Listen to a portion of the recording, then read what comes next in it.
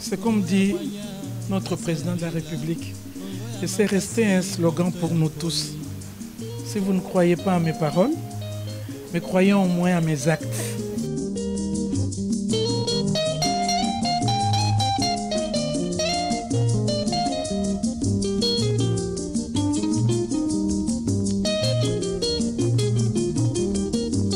Bonjour chers téléspectateurs, nous nous retrouvons présentement dans la nouvelle ambassade de la République démocratique du Congo, un quartier de haut standing, donc d'El Menza. Nous sommes à la 3e rue.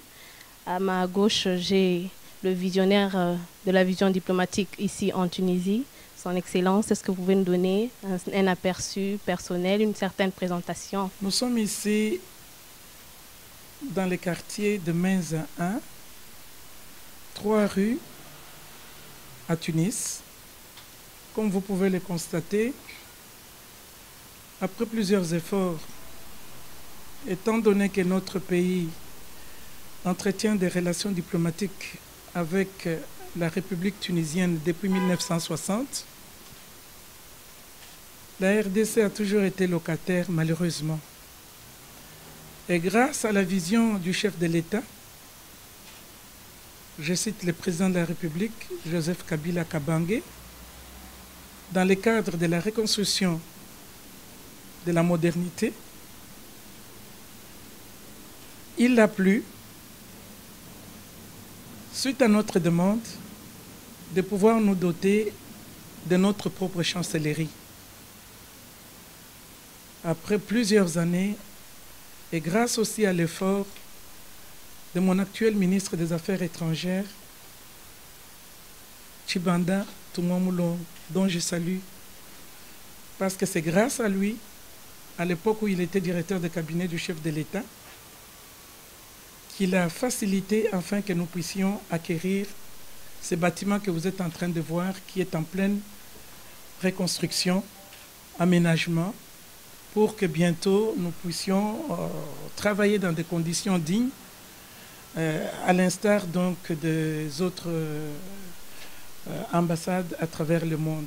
Premier conseiller, si vous avez quelque chose à rajouter? Pas grand-chose par rapport à ce que vient de dire son Excellence, mais je voudrais profiter de cette opportunité pour exprimer notre sentiment de satisfaction et d'abord rendre hommage à nos autorités, en commençant par son Excellence M. Joseph Kabila Kabange, chef de l'État, et ensuite le gouvernement de la République démocratique du Congo sous l'action du Premier ministre Matata Ponyo, et notre remerciement s'adresse aussi à notre ministre des Affaires étrangères pour ces efforts qu'ils ont accomplis pour que nous ayons aujourd'hui notre propre chancellerie. Excellence, nous savons très bien que la Tunisie est un pays très difficile. Ce n'est pas facile d'obtenir une place aussi belle dans un si beau quartier. Donc, vous avez sûrement eu à rencontrer certaines difficultés. Donc, si vous pouvez nous en faire part. Effectivement, nous avons rencontré énormément de difficultés. Nous avons reçu l'accord de pouvoir nous doter d'une ambassade en 2007. Vous allez vous poser des questions. Comment expliquer que 2015, vous êtes encore à l'époque de aménagement? Pour avoir l'autorisation, ça n'avait pas été facile. Ça a été conditionné par les autorités tunisiennes de payer d'abord nos dettes. Nos autorités se sont imposées et nous avons reçu cette autorisation seulement en 2013. Avec les difficultés, comme vous savez que le pays n'a pas que l'ambassade de Tunisie, l'ambassade du Congo en Tunisie. Nous avons plusieurs autres ambassades qui rencontrent les mêmes difficultés que nous. Donc, les fonds ont tardé à venir rapidement. Mais je peux dire qu'avec notre insistance des va-et-vient pour montrer les bien fondés à l'exécution donc de désirs qu'avait déjà prôné le chef de l'État pour que nous puissions avoir les fonds nécessaires devant nous permettre de réaménager. Nous sommes en train de réaliser petit à petit un rêve qui jadis on ne pouvait pas imaginer qu'on aura une ambassade à nous. Donc nous sommes ici dans un très beau quartier. Derrière, c'est le stade olympique où s'est tenu les Jeux olympiques africains pour la première fois. C'est la Tunisie qui les avait tenus. Nous sommes entourés de banques. Il y a le consulat d'Italie qui n'est pas loin de nous. L'ambassade de Belgique non plus. Les Pays-Bas et la Chine. Donc, comme on dit, on n'a rien pour rien. Nous avons mis nos moyens conséquents pour pouvoir obtenir cette place de choix. Excellence, comme vous venez de le dire tout à l'heure, c'est un beau bijou, c'est chez nous. Et on voudrait vraiment savoir ce que vous attendez de nous, jeunes Congolais, ici en Tunisie. Ce que j'attends de vous et ce que j'ai toujours attendu de vous, c'est le respect du patrimoine de l'État. On ne fait pas ça. Les diplomates actuels n'ont pas fait ça pour nous. C'est pour l'avenir. Le Congo est implanté, bien que nous sommes ici depuis 1960, mais nous avons maintenant un bien qui nous appartient. Aujourd'hui, vous pouvez être malade, déguerpi de votre chambre, vous ne savez pas où aller. Heureusement que j'ai construit une petite guérite.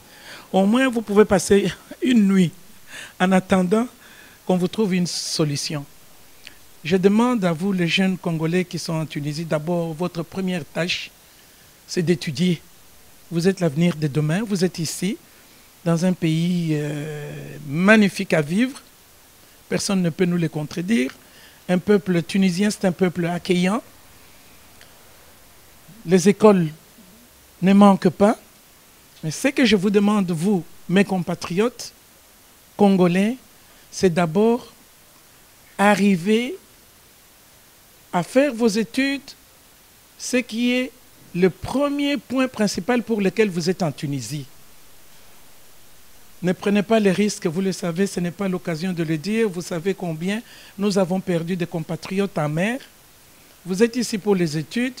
S'il y a un problème qui se pose, il y a votre ambassade qui est là et qui a toujours été là pour vous secourir. Quant à vos entrées, changements, des filières, etc. Et je demande le respect de l'autorité, parce que souvent chez nous, c'est ce qui manque beaucoup. Le respect de l'autorité, le respect du bien de l'État, parce que nous devons conserver ça pour l'avenir de nos arrière-petits-enfants. Tout se passe ici. Il y aura un grand vide ici, avec une personne proposée qui reçoit les documents et qui les introduit directement chez les chanceliers pour faire les dossiers. Ici, nous sommes dans la grande salle que je vais appeler la salle de la révolution de la modernité. Vous ne les mettez pas. C'est une salle de fête. Éventuellement, de mariage, parce que nous ne faisons pas de mariage. Vous voyez, elle est un peu plus spacieuse. Ça, c'est la salle de centrale. Tout est coordonné ici. Téléphonie, Internet, tout est coordonné ici. Donc, il y aura une standardiste.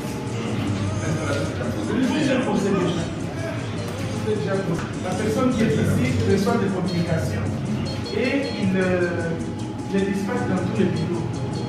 En même temps, j'ai fait installer une musique de chez nous qui va être comme ça, une musique douce dans toutes les pièces.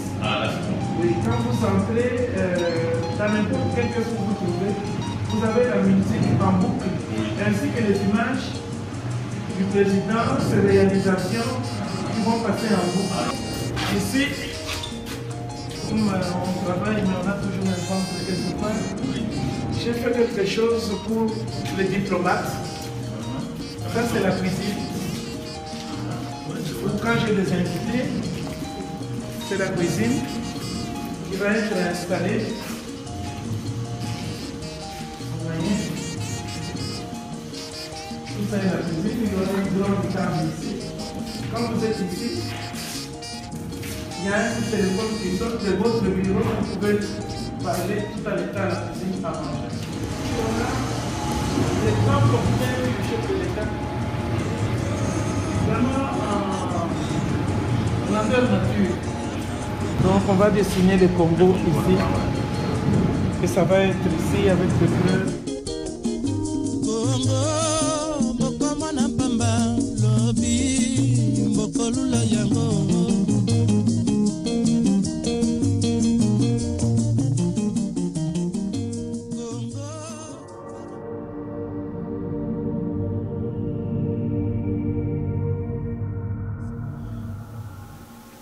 Les perspectives d'avenir, nous voulons mettre notre ambassade au profit des intérêts de notre pays. Comme vous savez, une ambassade, c'est le prolongement du pays. Donc, nous ne ferons que vendre notre pays dignement à travers nos locaux, en cherchant des investisseurs pour aller investir chez nous. Comme vous le savez, nous avons connu plusieurs années de guerre qui ont détruit les infrastructures sur tous les plans. Et là, nous allons nous mettre au travail.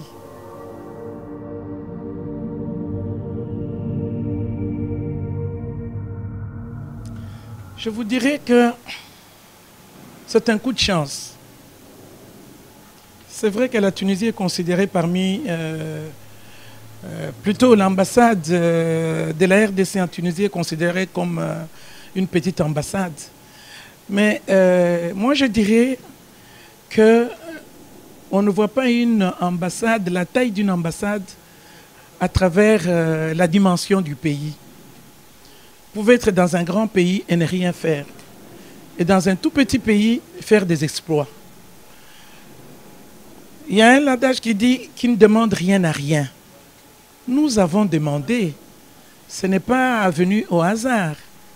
Étant donné que nous avons connu 12 déguerpissements, un jour, j'ai dit, je vais essayer de saisir quand même les autorités, étant donné que la Tunisie possède sa propre chancellerie et sa propre résidence en RDC.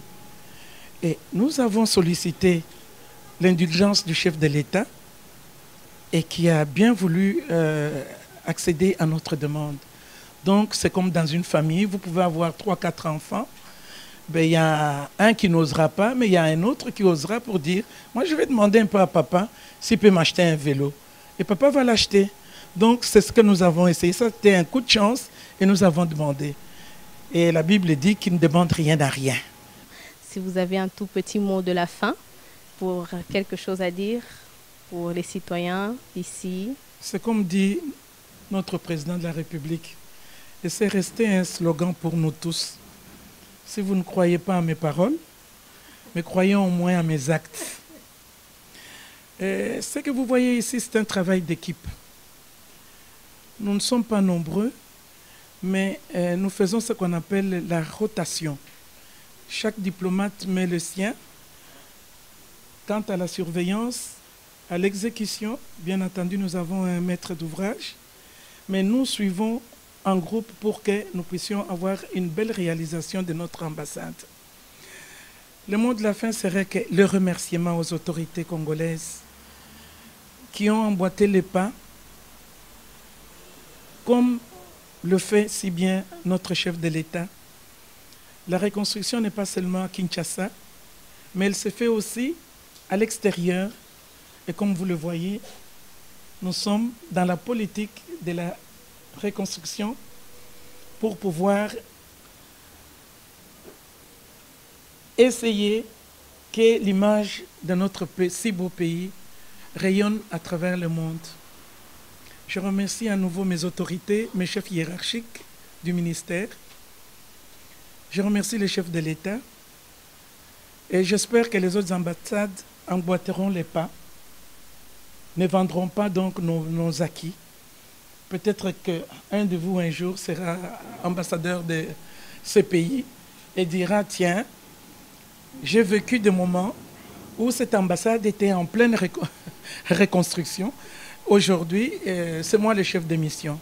Et à vous, les jeunes Congolais qui êtes en Tunisie, c'est votre ambassade Nous sommes au 45 avenue d'Afrique, là où nous louons. Bientôt, nous allons quitter. Ici, c'est votre maison. Et c'est la politique du pays qui continue. La porte est ouverte à tout Congolais. Et vous êtes chez vous. Je vous remercie, madame. Merci beaucoup.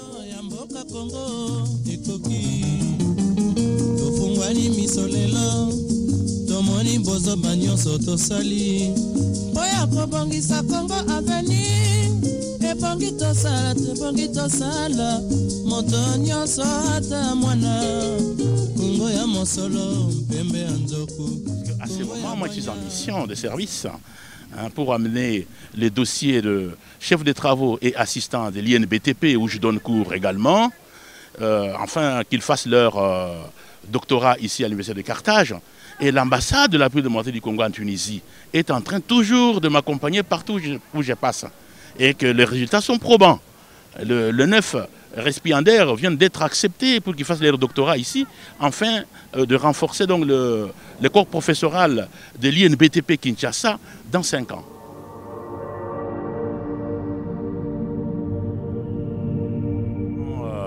Je suis sur la rue qui est à côté donc, de l'ambassade de la République démocratique du Congo, nouvellement achetée par le gouvernement congolais, par les biais exactement de Madame chargée d'affaires, Madame Geneviève Lukusa. Pour mes sentiments, je peux dire que je suis personnellement très très content parce qu'il y a plusieurs décennies que notre ambassade est toujours locataire. Et à ce moment, en 2015, plusieurs années plus tard, qu'elle vient d'acquérir maintenant un immeuble vraiment qui est fixe et à soi. Et ça me fait grandement plaisir. Tout ça, c'est l'œuvre de notre chef de l'État. J'ai cité le président général Major Kabila Kabange, qui est l'apôtre de la modernité et qui prône tout le temps les chantiers, les 5 chantiers qui sont effectués et à l'intérieur du pays et à l'extérieur du pays. Parce que la preuve en est qu'il y a la construction donc disons l'aménagement, ce n'est pas la construction, l'aménagement d'un bâtiment qui a été acheté par l'ambassade. Et ça nous fait grandement plaisir. Et c'est vraiment à la dimension de notre pays et à la hauteur de son président.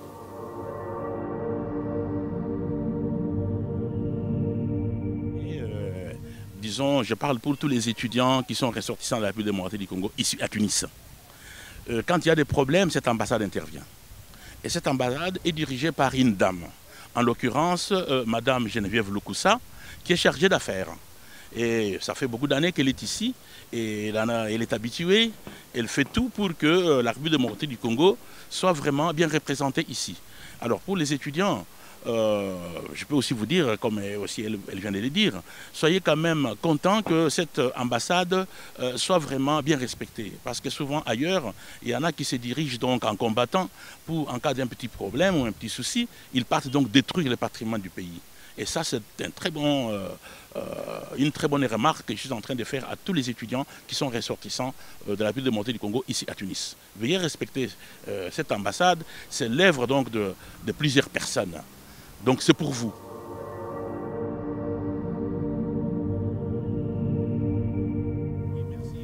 Ma mission touche à sa fin. Je dois pouvoir rentrer à Kinshasa pour y donner cours et donner le rapport à son Excellence, Monsieur le ministre de l'Enseignement supérieur et universitaire. J'ai cité professeur docteur Mbemba Mfundu, donc qui m'a envoyé ici pour négocier le partenariat avec les universités tunisiennes, avec l'accord préalable de mon directeur général. J'ai cité le professeur docteur ingénieur Hubert Makengo Lutimba, qui est un bon apôtre aussi de l'amélioration du système estudiantin de l'INBTP Kinshasa.